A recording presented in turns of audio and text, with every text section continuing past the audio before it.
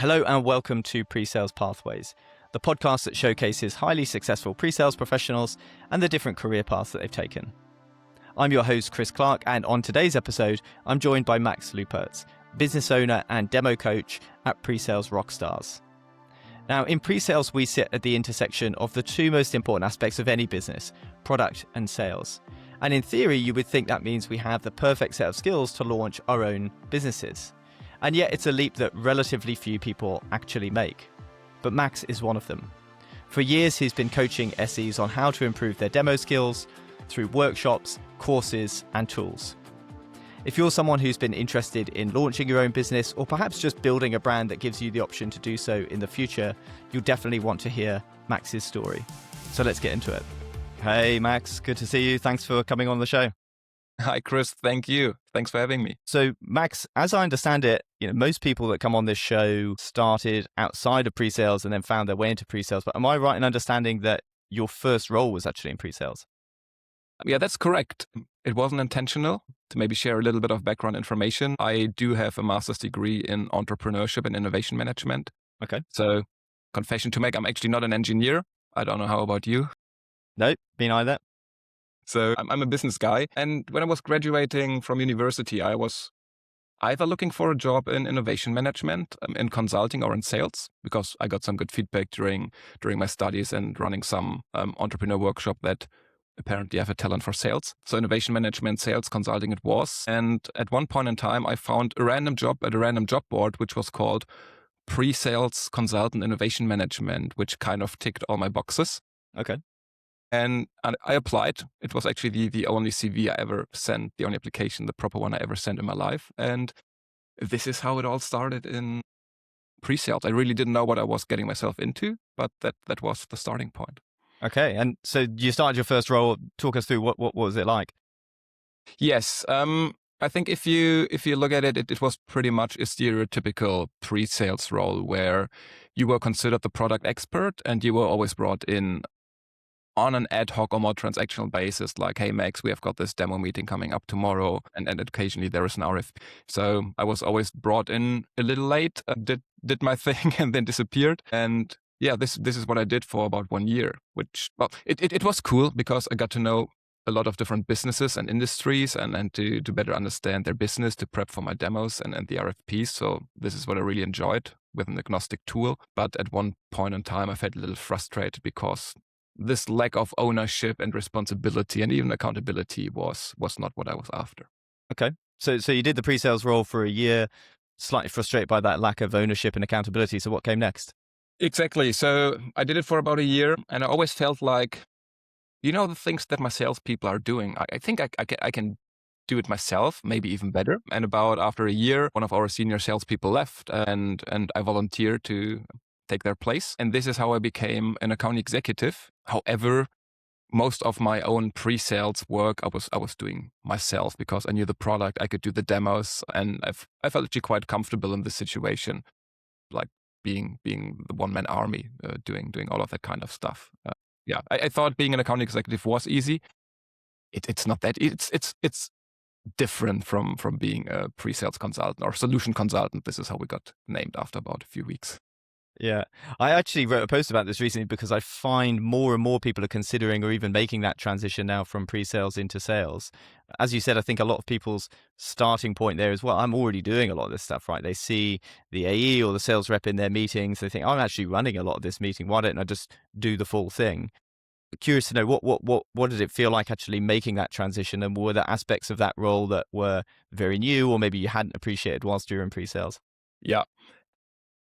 I didn't know how tough it could be in sales because, well, when I joined the sales team, I got a couple of opportunities from all my colleagues. Mm-hmm. But of course, they didn't give me the very best and most valuable opportunities. At one point, I was in charge of Asia Pacific, working odd hours Sunday nights because nobody else wanted to work in that area. And the first couple of weeks or months had been really tough because you have to build your timeline and people will be checking in on you every single time during a pipeline call, and then you have to talk them through your deals. And if there is no pipeline, this can be quite frustrating. And then even if you're trying your very best and you're writing 100 of emails a day, you're trying to call people, there were just many days where I'd been working for 8, 9, 10 hours and I made zero progress. And this requires some resilience at times because it can get tough and frustrating. You always have to get back up again. And this was a part I didn't really see as a pre-sales consultant because, again, you were always only brought in when there was a deal on the table already. But getting to the point of having a customer talk to you, potentially even commit to a demo, that takes time and a lot of convincing just to get the meeting in place. Yeah. It's funny in pre-sales. Sometimes we look at the deals that the reps bring to us and think, "Oh, wow, this isn't qualified," but you don't really appreciate the hundreds or even thousands of other people that the rep has spoken to that didn't even respond. Right? So there's exactly. I was always complaining about demos that weren't properly qualified, but eventually I ended up in a situation myself where I was prospecting with one customer for 18 months, and I finally got somebody on the phone who agreed to do a demo. But I had zero insights. But still, like I said, I called these people 100 times. I wrote 200 emails. We got to do that demo, even if we don't have information. So suddenly I was, well, I did it my own then later. I did the demo myself. But I was in the very same situation. And sometimes it is what it is. You can't like force them to go through your process every single time if they only want to see a demo. Yeah. Well, you got to do it. Cool. So you do pre-sales and then you move into the sales role, some of which is familiar, but a lot of that is new. So then what comes next? So at one point in time, after I was working with Asia Pacific a lot, all remotely, of course, I never even made it. I closed significant business in Australia, but I've never been there, unfortunately. At one point, I was working the UK market and I was traveling to London once or twice a week. And at one point decided next career move for me would be to maybe become the local UK representative and establish our UK office. And luckily, again, because I was by that point in time capable of both the pre-sales role and the sales role, my pitch pretty much was like, hey, you only need me on the ground. I can cover both parts and let's see how it goes. And then for about 2.5 years, I lived in and around London, like tripling or even quadrupling our UK sales figures. And this was another super exciting, great time. I love the city. It's been so inspirational to me just walking around London, meeting all these local people in their offices rather than remotely. That was quite interesting for 2.5, 3 years until Brexit happened. And then unfortunately, I had to move back home. Okay, got it. But you now run your own business and we'll get to that in a moment. But you were sort of, I guess, in a way, establishing your own business within another company beforehand then. Did doing that role, setting up the UK, prepare you well for running your own business, or was it quite different? It was quite different still. You're absolutely right. I felt a little bit like an intrapreneur, being like I was allowed to do different things in the UK and it was quite successful. I was making good money, but I always wanted to do my own thing. And again, with Brexit and then later COVID, there was just like one opportunity for me to really start my own business adventure. So yeah, you learn sales is probably one of the most required or the most essential skills when running your own business. So of course, being an account executive and being a foreigner in a foreign country helps build that skill. That was probably the best learning for me. Yeah. And so you talked about Brexit as well as the pandemic potentially being instigators for you actually start your own business. I know when we had a discussion before, you talked about the importance of building a network before starting your own business. Maybe that's something that people don't appreciate, but I would love to hear, how did you get started with building that network? At what point did you start doing that work? Yes. So at one point in time, especially when I was in the UK, I was becoming more successful than our other local country managers. Despite they had like a team of 4 or 5 people and I was on my own for most of my time, I was trying to figure out what it was that I was doing differently. And apparently one thing was about my demos or having a rigorous process in place. And I just started to share my observations on LinkedIn as a process for me to reflect, to think and reflect on my own, what I was doing. And most of the time, what I was doing wrong and what I learned from this. So I just went out and started sharing mostly my fuck-ups on LinkedIn, to be fair. Again, as a way to help me process all that kind of information, but also give something back to the SE community, because I never had demo training. I learned everything the hard way. And I wanted to avoid or help others avoid these mistakes. And again, I did study entrepreneurship. So I was always looking into running my own business. I was looking actually into building a demo automation platform. But I always thought, like, before you build a product, maybe it's worth having a network or a community, a target audience of people you could reach out to. So LinkedIn helped me to reflect on my learnings, but also start building that network for whatever I wanted to do with it. Plus, doing some demo training here and there was my starting gig because it didn't require much of an investment. Yeah. Okay, cool. So you started to build this network. The pandemic sort of forced your hand.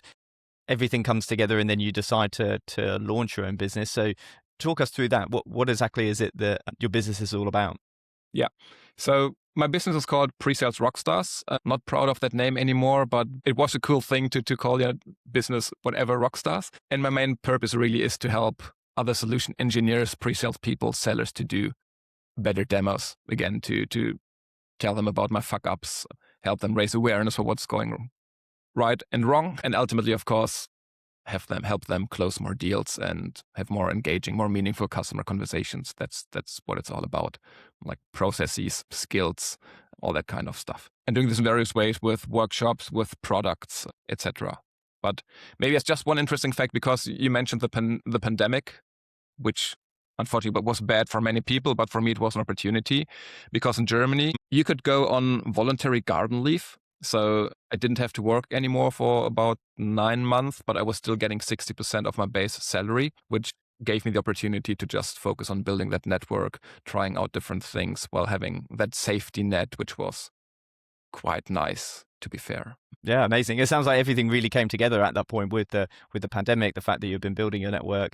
You already mentioned that the business is a sort of mix of services and also product, but talk us through that in a bit more detail. So you mentioned workshops. Is that where you started? What was the thinking behind starting with services, and how are you starting to introduce product now?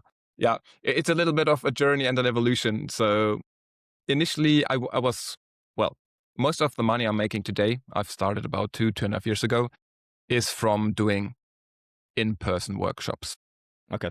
Which is good money. I have to say, first year running my own business, I made more money than I made as a successful account executive. But you have to realize it's a trade-off between time and money. So at one point in time, you really have to understand, okay, can I do more workshops? Can I travel to the US again, to India or other places? Is it worth taking on another customer to get another 10, 20K? Most of the time it was, but this was going very well. But I realized at one point, if you want to be really flexible and not just work 24/7, because this is the maximum you could potentially work, you also have to introduce a couple of products or services which are a bit more replicable. And this is when I got into the business of productizing my offerings. So on top of the workshops, what you can get, for example, is demo feedback as a service, because I know that as a solution engineering team lead, you would love to watch all your team's demos and discovery calls, but it's just, I can tell you, I'm watching a lot of demos. It's very time consuming to watch the demo recording, even at 2 times speed, and to provide meaningful feedback, walk people through this. And if you have a team of 10, 20 people, it's impossible. So I'm offering demo feedback as a service, where people now can send me the demo transcript, and then they will get a very detailed report on how they were doing. I do have a coaching platform now where I've got video courses that people can go through on their own, teaching them very practical, actionable hands-on skills, which I can also use with my existing workshop customers. So essentially trying to build an ecosystem of different things, in-person coaching and training and workshops, but also on-demand services, ongoing offerings, all these kind of things, which is something I'm learning as I'm going. I studied entrepreneurship, but all the theory is pretty much useless, in all fairness. Okay, well, I was going to ask about your sort of likes and dislikes of running your own business, but I'm curious actually to, whilst we're on that topic, go into the productizing in a bit more detail. Like, is that something that is that you've mostly done it to scale your revenue, as you mentioned, or is it something that you're enjoying doing, getting more into the product side? It's actually something I enjoy a lot. So there are parts of running your own business that I really enjoy. So I'd consider myself being a creative person. I always got new ideas. Now with vibe coding, there are endless opportunities to just kick out MVPs. We actually also built an automated demo feedback platform called a Demo OS, Demo Operating System, that automatically pulls your transcripts, gives you feedback, tracks your habits, gives you meaningful advice before every new demo. And all this can be done via vibe coding. So building these products, pitching them to people, which is, if you got your network in place already, it's quite nice, because I can message 100 people, and I know typically I get like 90 meetings booked, because they already know me and they appreciate the content I've been sharing.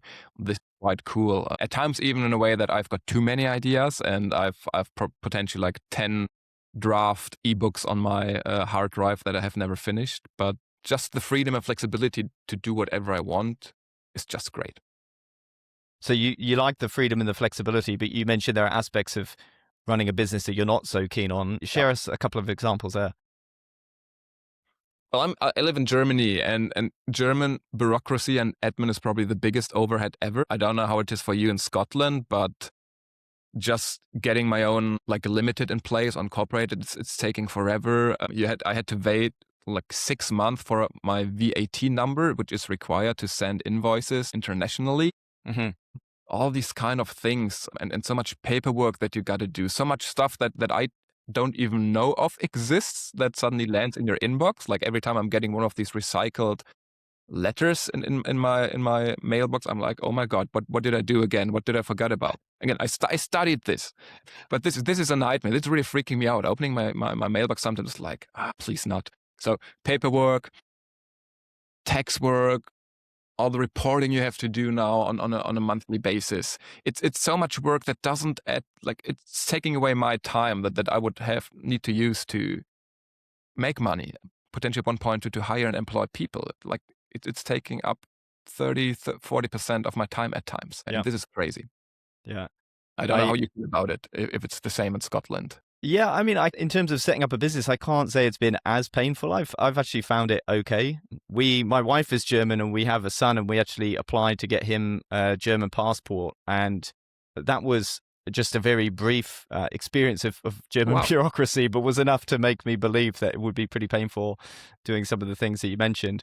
One thing I would say is likewise, I'm not particularly enthusiastic about doing tax returns and that sort of thing, but I found generative AI is super helpful there in that it really levels the playing field. Like I had a customer who was based in the US, and I was looking into how I would do invoicing internationally, like you mentioned. It's the sort of thing where probably I would have had to pay an accountant a fair bit of money before just to ask a reasonably simple question, but actually being able to ask Gemini in that case and get a response immediately for free, or at least included as part of the license, was like pretty eye-opening for me.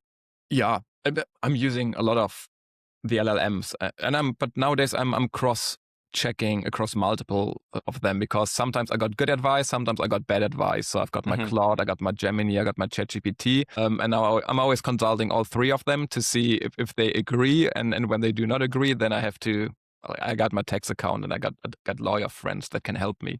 So it is a big relief, definitely, but I wouldn't trust them. Like I've had also made experiences where they were giving me the complete wrong advice, but they insisted on, no, I'm 110% correct. You know how these things speak. But I knew they were off, but still pretending like, no, this is 120% legitimate. And like, no, it's not. Yeah. So you get cautious, but yeah, it can be tough at times. But yeah, you have to commit. It's part of the game. Yeah. And one other thing I'd like to make sure we touch on, you mentioned around sort of building your network previously, but that's something that maybe a lot of people wouldn't fully appreciate when setting up and running your own business, is quite the amount of time that goes into that, and marketing more generally. I'm curious if there's anything you would share there. It takes some time, but this probably building my network from the get-go has been one of the best experiences and the most rewarding things in my life, because even when I was getting started with 500 or 800 people in my network, even then I was receiving good feedback. I was getting to know great people, some of them which became my mentors. And maybe it's the pre-sales and solution engineering community, but those are people who are really nice, really supportive. I think we're generally being bad at saying no to things. But it really has been very rewarding. And yeah, it gradually takes time, but it's also a compounding effect. The bigger your network gets, the more visibility you get, your authority grows at the same time. You can reach out to more people.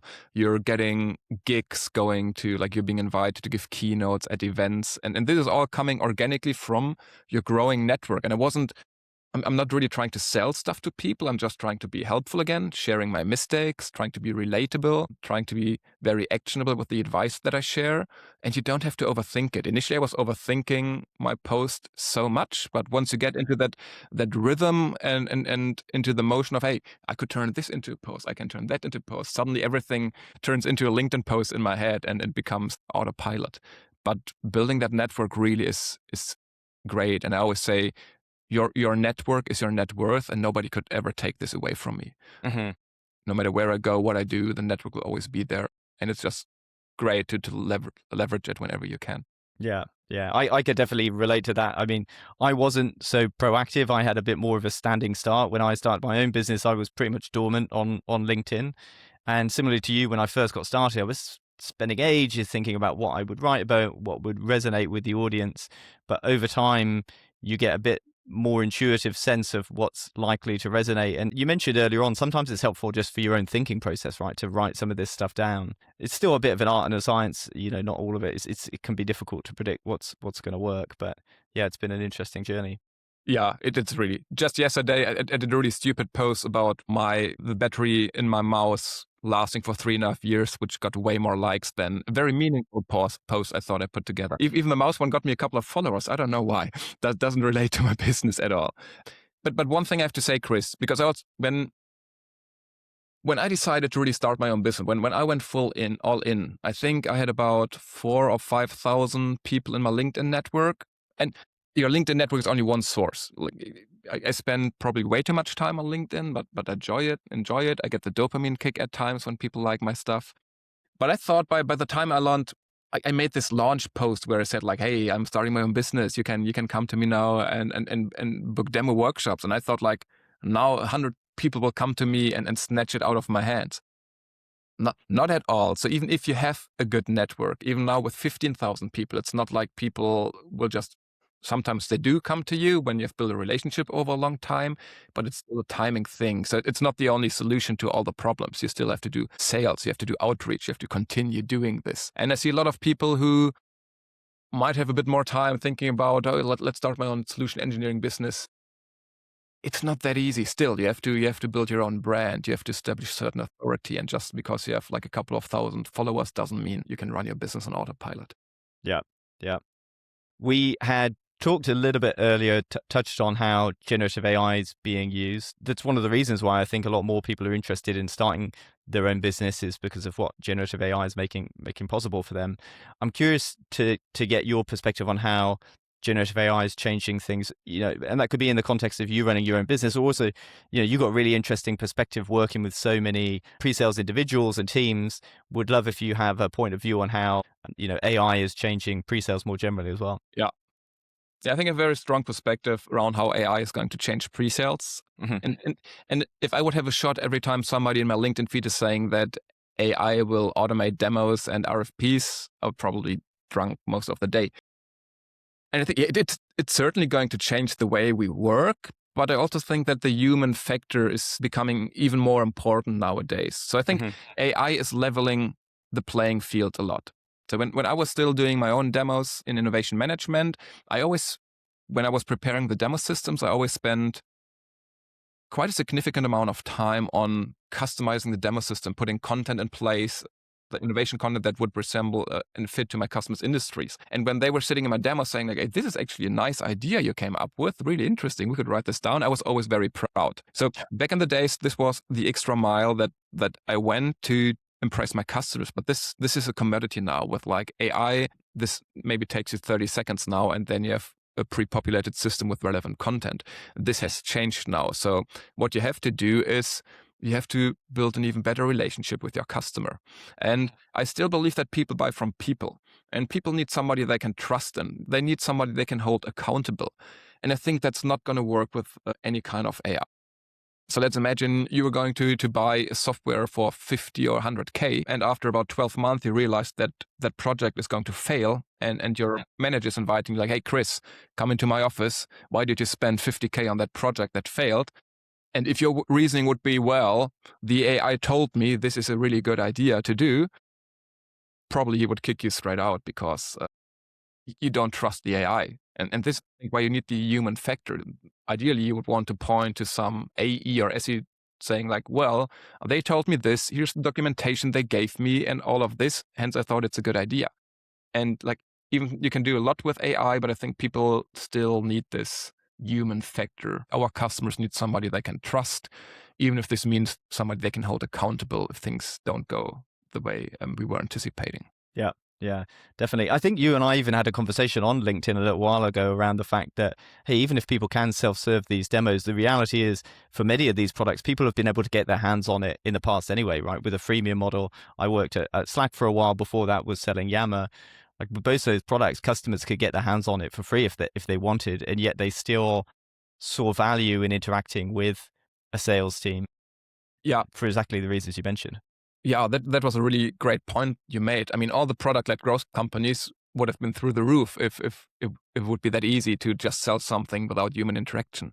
And I think as soon as there is change management involved, a certain investment risk, you got to have that human factor. So that's why I think people buy from people, and I generally think that people are a bit more biased towards account executives just trying to close the deal, and hence have a tendency to trust us in solution engineering a bit more because we are more supportive, we know more. And that's why I think, yes, AI is going to change a couple of things. It's going to level the playing field, which means we need to improve our soft skills. We need to be better at communicating, at listening, asking questions. But we're not going away. Yeah. And on that point around the skills that SEs need to build, really curious to hear your perspective, looking back over your entire career, not just in running your business, but what do you feel are 2 to 3 things that have driven your success so far? Yes. There's one story that I always like to tell that was probably life-changing is a big word, but transformative for the way how I approach sales. So if we travel a little bit back in time, like 5 or 6 years, I think, me and my better half, we wanted to go to Africa and explore a couple of countries. And my better half, for the first time in my life, made me go to a travel agency to get some input on what to do. So we went to the first travel agency, told him what we wanted to do, and about 45 seconds later, he printed out like 5 pages and gave us the full thing of flights, accommodation, transfers, safari, the full package essentially, which was 5K per person, which was fair. However, we still thought, hey, let's also go to another travel agency and see what they would offer. So we sat down with the second travel agent. We told the exact story, like, we want to go to Africa, 3 weeks. This is what we want to do. These are the countries we potentially would like to visit. And instead of giving us the full package within 45 seconds, this other travel agent just leaned back and said, I say, this is really nice thing you want to do. But before I give you any, let's say, itinerary or place where to go, I want to make sure you consider the following things, because you need your passport to be valid for more than 6 months. Even if they are valid still valid, but less than 6 months, you might not get into countries. You need visas for these places, and at times it can be difficult to go from this place to that place because they do not like each other that much. For these countries, you should get vaccination, and by the way, between those, you require 2 shots for the full vaccination, and in between, you need to have at least 4 or 5 weeks, and since you want to go in 7 weeks' time, you should go there right now. Best go to that place because they can do this on short notice.